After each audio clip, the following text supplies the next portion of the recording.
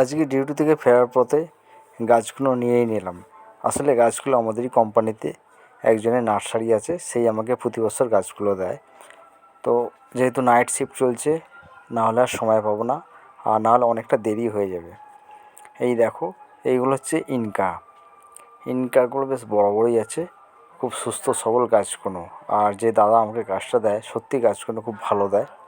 তো ইনকা অন্তত খান 10 নিয়ে নিয়েছি। আস্তে আস্তে ব্যাগ থেকে বার করে কাগজে মোড়গুলো খুলে সাজিয়ে রাখছি।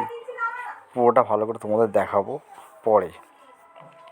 আর আছে পিটুনিয়া, এটা দেখতে পাচ্ছ, এটা হচ্ছে পিটুনিয়া গাছ। পিটুনিয়া বেশি নিইনি, যেহেতু আমার টব নেই, তো প্লাস্টিক কিছু বাক্স নিয়ে এসেছি, তারই মধ্যে কেটে বসাবো।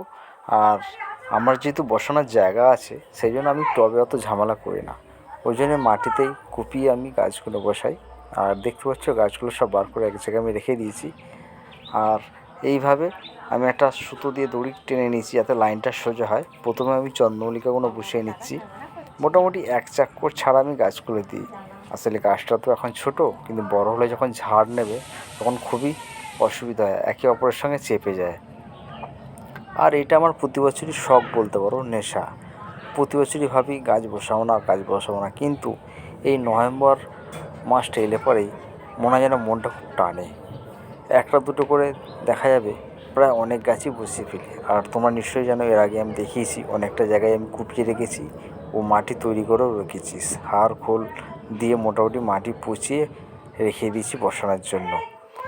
আর এই দেখো, এতটা জায়গা, এত গাছ এনেও কিন্তু জায়গা ভর্তি করতে পারলাম না, আবার মনে হয় এক দফা বসাতে হবে।